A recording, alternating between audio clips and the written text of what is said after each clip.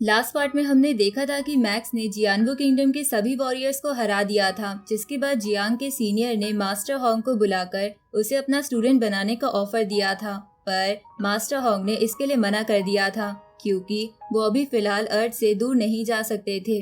दूसरी तरफ मैक्स का एरेना राउंड शुरू हो गया था जो नाबिनी के खिलाफ था, जहां नाबिनी ने अब एवोल्यूशन लाइनेज लेकर अपने डोमेन की पावर बढ़ा ली थी, लेकिन इससे उसकी एनर्जी जल्दी जल्दी खत्म हो रही थी, जिसके कारण मैक्स धीरे धीरे उस पर भारी पड़ने लगा था और मैक्स ने कंबाइन स्वॉर्ड नाबिनी के आर पार कर दी थी। अब आगे तो इस पार्ट की शुरुआत में हम देखते हैं कि मैक्स नाबिनी से कहता है कि आइस डोमेन का एनर्जी कंजप्शन बहुत ज्यादा होता है, जिसकी वजह से तुम इतनी जल्दी थक गए।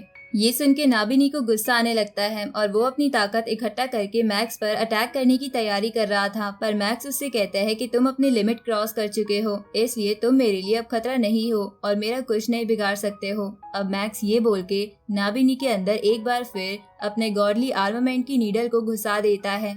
जहां ऐसा करते हुए वो बोलता है कि अपने मालिक को बोल देना कि उसे वो कभी नहीं मिलेगा जो उसका नहीं है। उसी वक्त नीडल की वजह से नाबिनी मर जाता है, जिसके कारण मैक्स ये मैच जीत चुका था। इधर ये देखकर ग्रैंडपा कुछ भी रिएक्ट नहीं करता, लेकिन नाइन प्रिंसेस को बहुत ज्यादा गुस्सा आ रहा था। लेकिन तभी वो बोलती है कि नाबिनी के पास एक और चांस है, क्योंकि हारे हुए कैंडिडेट्स का एक और मैच होता है जिसमें जीतने वाला फिर से जीते हुए कैंडिडेट से लड़ सकता है।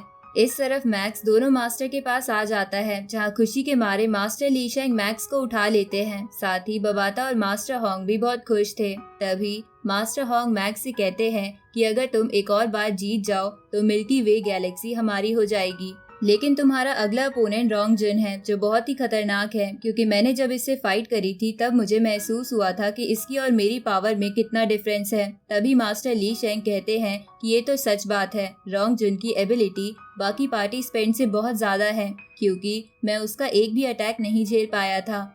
तभी मिस्टर वू कहते हैं कि रोंग जुन की कॉम्बैट एबिलिटी को एनालाइज करके पता चला है कि रोंग जुन की कॉम्बैट एबिलिटी मैक्स से 55% ज्यादा है, जिसकी वजह से अगर मैक्स और रोंग जुन की फाइट हुई तो मैक्स के जीतने के चांस बस 0.02% है। ये सुन के बबाता कहती है कि 0.02% में भी जीता जा सकता है अगर हम सही ट्रिक्स का इस्तेमाल करें तो। इसके बाद बबाता मैक्स से कहती है कि मैंने रोंग जुन का फाइटिंग डेटा कलेक्ट किया है, तुम्हें इसे एनालाइज करके रोंग जुन की कमी ढूंढनी होगी और वही हमारे जीतने का इकलौता चांस होगा। अब मैक्स और रोंग जुन की फाइट वाला दिन आ जाता है, जहां सभी रिपोर्टर्स कह रहे थे कि आज मैक्स जो हमेशा फाइट में कुछ नया करके दिखाता है, उसकी फाइट रोंग जुन से है, जिसका ऑरा ही कई वॉरियर्स को डराने के लिए काफी है। तो पता नहीं आज इन दोनों में से कौन जीतेगा। इधर सारी ऑडियंस इस मैच के लिए काफी एक्साइटेड थी। साथ ही ऑडियंस में से बहुतों को लग रहा था कि रोंग जुन ही जीतेगा, क्योंकि वो लगातार हर मैच जीतता आया है।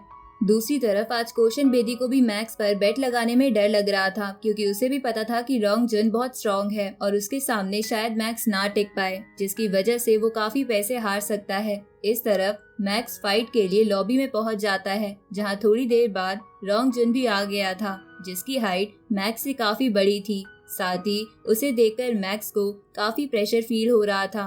तभी रोंग जुन मैक्स से कहता है कि सबसे पहले मैं फाइट में तुम्हें मारूंगा और फिर खुद मर जाऊंगा, जिससे कि मैच ड्रॉ हो जाएगा और फिर से मैं तुमसे लड़ पाऊंगा। ये सुन के मैक्स उससे पूछता है कि तुम ऐसा क्यों करना चाहते हो। इस पे रोंग जुन बोलता है कि लगातार हाई इंटेंसिटी वाली फाइट करने से मेरी ट्रेनिंग में हेल्प होगी, इसलिए मैं ये करूंगा और मैं तुम्हें भी ये एडवाइस दूंगा कि मेरे सामने देर तक टिकने की कोशिश करना।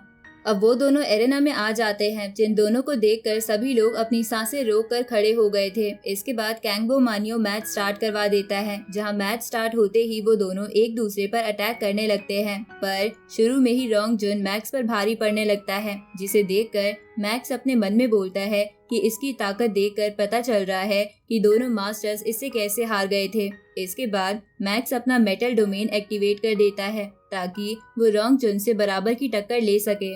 साथ ही वो रोंग जुन पर लगातार गॉडली आर्मामेंट से भी अटैक कर रहा था, लेकिन उस पे किसी भी अटैक का असर नहीं हो रहा था और वो लगातार मैक्स को पीछे धकेले जा रहा था। ये देखकर मैक्स गुस्से में उस पे इल्यूजन स्वॉर्ड फॉर्म का इस्तेमाल करता है, जिससे रोंग जुन पर बहुत बड़ा धमाका होता है, लेकिन इससे बस उसके हाथ में स्क्रैच आया था। पर ये देखकर भी रोंग जुन इस मैच के लिए बहुत एक्साइटेड हो जाता है। दूसरी तरफ हम एक वॉरियर को देखते हैं जो इस जीनियस बैटल में रोंग जुन से भी ज्यादा ताकतवर थी। तभी वो मैक्स को देखकर कहती है कि मैक्स ने ये अटैक इस्तेमाल करके अपनी काफी स्पिरिचुअल पावर बर्बाद कर दी है। अगर उसे जल्द ही रोंग जुन का वीक पॉइंट नहीं पता चला तो वो हार जाएगा। इधर मैक्स सोचता है कि इसने तो मेरे इल्यूजन स्वॉर्ड फॉर्म अटैक को भी झेल लिया। लगता है इसकी और मेरी ताकत में बहुत ज्यादा फर्क है, लेकिन अब मुझे अपने इक्को का इस्तेमाल करना ही होगा। इसके बाद मैक्स गोल्डन हॉर्न बेहेमोथ की पावर से 2 इल्यूजन स्वॉर्ड फॉर्म बना लेता है, जिसे देखकर मिस्टर वू हैरानी से कहता है कि मैक्स तो बस अभी स्टार लेवल स्टेज 7 पर है, तो वो 2 इल्यूजन स्वॉर्ड फॉर्म कैसे बना सकता है। ये सुन के बबाता उसे बताती है कि मैच के दौरान सभी पार्टिसिपेंट्स को स्टार लेवल स्टेज 9 पर कर दिया जाता है और मैक्स ने इसी का फायदा उठाकर 2 इल्यूजन स्वॉर्ड फॉर्म्स बना ली है। अब मैक्स एक साथ दोनों स्वॉर्ड फॉर्म से रोंग जुन पर अटैक करता है, जिसे देखकर रोंग जुन इधर उधर भाग रहा था। तो ये देखकर मैक्स इल्यूजन स्वॉर्ड फॉर्म को वापस से फर्स्ट फॉर्म में कन्वर्ट करके रोंग जुन को एक जगह घेर लेता है और उस पे गॉडली आर्मामेंट से अटैक करता है, जहां वो अटैक करते हुए कह रहा था कि मैंने इसकी फाइट को एनालाइज करके ये पता लगाया था कि इसके पीछे होने वाले अटैक्स ही इसका वीक पॉइंट है। मुझे जल्द से जल्द इस वीक पॉइंट का फायदा उठाना होगा। तभी मैक्स इल्यूजन स्वॉर्ड फॉर्म से रोंग जुन पर अटैक करता है, जिसे रोंग जुन अपनी स्वॉर्ड से रोक लेता है।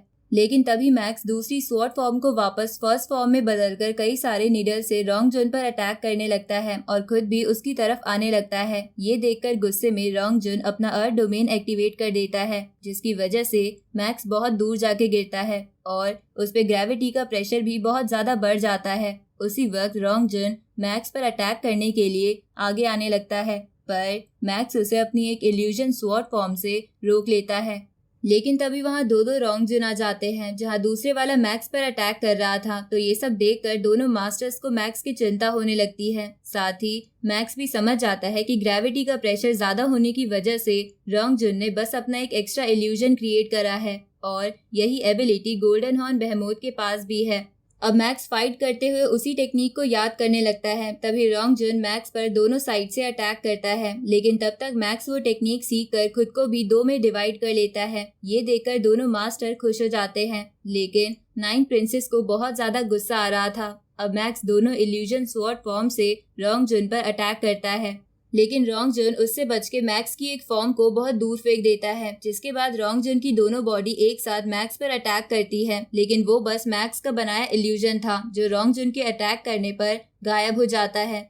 तभी मैक्स रोंग जुन की दोनों बॉडीज को कई सारे ब्लॉक्स के बीच में फंसा देता है और उस पे इल्यूजन स्वॉर्ड फॉर्म का इस्तेमाल करता है, जिससे रोंग जुन की इल्यूजन वाली बॉडी गायब हो जाती है। तभी मैक्स अपनी दोनों इल्यूजन स्वॉर्ड फॉर्म को एक करके रोंग जुन पर अटैक करता है, जिसकी वजह से वहाँ बहुत बड़ा ब्लास्ट होता है और वो दोनों बहुत दूर जाके गिरते हैं। साथ ही वो दोनों काफी थक गए थे। तभी मैक्स फिर से इल्यूजन स्वॉर्ड फॉर्म का इस्तेमाल करने की कोशिश करता है, लेकिन वो ऐसा नहीं कर पाता। ये देखकर रोंग जुन को लगता है कि मैक्स की स्पिरिचुअल पावर खत्म हो गई है, लेकिन मैक्स फिर से खड़ा होकर अपनी स्वॉर्ड हाथ में लेकर रोंग जुन की तरफ बढ़ने लगता है। ये देखकर रोंग जुन भी मैक्स की तरफ बढ़ते हुए उससे कहता है कि मुझे पता है कि तुम मेरे पीछे अटैक करना चाहते हो। लेकिन जब रोंग जुन मैक्स पर अटैक करता है तो उसे पता चलता है कि वो तो बस मैक्स का इल्यूजन था और उसके पास अभी भी स्पिरिचुअल पावर बची है। तभी मैक्स रोंग जुन पर पीछे से आकर अटैक करने लगता है, लेकिन रोंग जुन भी तुरंत पीछे मुड़ के मैक्स पर अटैक कर देता है, जहां कुछ देर तक वो दोनों एक जगह पर खड़े रहते हैं। ये देखकर ऑडियंस भी टेंशन में थी कि आखिरकार इन दोनों में से कौन जीता है। तभी थोड़ी देर बाद मैक्स नीचे गिरने लगता है, लेकिन रोंग जुन उसे नीचे गिरने से बचा लेता है। अब रोंग जुन को विनर अनाउंस कर दिया जाता है, जिसे देखकर 9 प्रिंसेस को बहुत खुशी हो रही थी, लेकिन मैक्स के सारे चाहने वाले और कोशन बेदी बहुत ज्यादा दुखी थे। इधर मास्टर ली शेंग बोलते हैं कि अगर मैक्स को एक और चांस मिल जाता तो शायद मैक्स जीत जाता। इस पे मास्टर होंग कहते हैं कि रोंग जुन से इस लेवल पर लड़के मैक्स ने कमाल कर दिखाया है। जियानवू किंगडम में मैक्स बहुत ज्यादा फेमस होने वाला है। इस तरफ रोंग जुन मैक्स से कहता है कि पहले तो मैं तुमसे बार बार लड़ना चाहता था, लेकिन अब मैं ऐसा नहीं करूंगा क्योंकि तुमने मुझे काफी कड़ी टक्कर दी है, जिसकी वजह से मैं भी काफी थक गया हूँ। अब मैक्स एरेना से बाहर जाने लगता है, जहाँ उसे जाता देख रोंग जुन उससे कहता है कि मैं होप करूंगा कि तुम फ्यूचर में मुझे फिर से सरप्राइज कर दोगे। इधर ऑडियंस रोंग जुन के जीतने की खुशी में जश्न मना रही थी।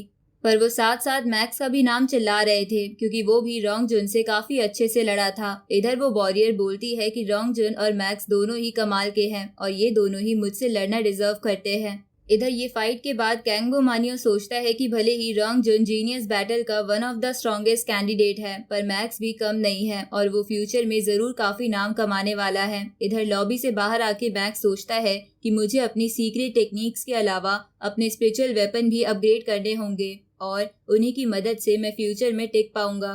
तभी मैक्स की वाइफ उसे गले लगा लेती है तो मैक्स उसे देखकर खुश हो जाता है।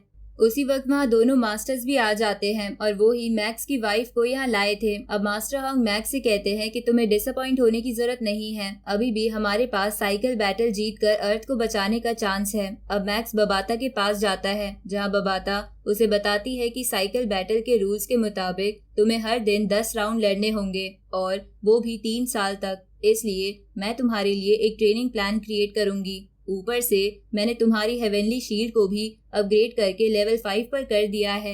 ये देखकर मैक्स उस शील्ड को हेवनली नाइफ में बदलकर चेक करने लगता है। तभी बबाता कहती है कि अब तुम्हारे हेवनली नाइफ से बनने वाले सभी वेपन्स अपग्रेड हो गए हैं, इसलिए तुम्हें इन सबको प्रैक्टिस करते रहना होगा। अब बबाता मैक्स के सामने अपने मास्टर के सभी स्टूडेंट्स की बॉडी ले आती है, जिन्हें देखकर मैक्स कहता है कि मैं अब की बार इनमें से किस सीनियर से लड़ने वाला हूँ। इस पे बबाता कहती है कि मेरे मास्टर के सभी स्टूडेंट्स में से जियो जिया सबसे फास्ट था, जो कि एक जाइंट गैलेक्सी से आता था जो अर्थ से 1 बिलियन लाइट ईयर्स दूर है। साथ ही इसे डीमन क्लैन का पायरेट भी कहा जाता था। ये सुन के मैक्स इसका रीजन पूछता है। इस पे बबाता कहती है कि डीमन क्लैन यूनिवर्स के 6 हाईएस्ट क्लैंस में से एक है, जहां उनकी फिजिक मॉन्स्टर जैसी होती है पर उनका दिमाग इंसानों की तरह ही होता है। लेकिन डीमन क्लैन के लोग टेक्नोलॉजी से ज्यादा अपने फिजिकल एबिलिटी पर ज्यादा भरोसा करते हैं। पर जिया एक रॉयल फैमिली से नहीं था, इसलिए डीमन क्लैन उसे परेशान किया करता था। इसलिए उसने डीमन क्लैन के एक इमोर्टल लेवल वॉरियर से रॉयल प्लेट चुरा ली थी, जिसकी वजह से डीमन क्लैन ने उसके क्लैन पर अटैक कर दिया था। लेकिन जिया ने अकेले ही डीमन क्लैन को हरा दिया था और उसी इवेंट की वजह से मेरे मास्टर ने जिया को अपना स्टूडेंट बना लिया था।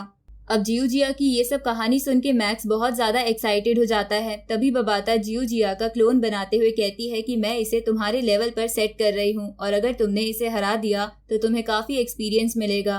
अब वो क्लोन बन जाता है, जिसके ऑरा से बचने के लिए मैक्स को अपनी शील्ड एक्टिवेट करनी पड़ती है। और इसी के साथ ये पार्ट यहीं खत्म होता है।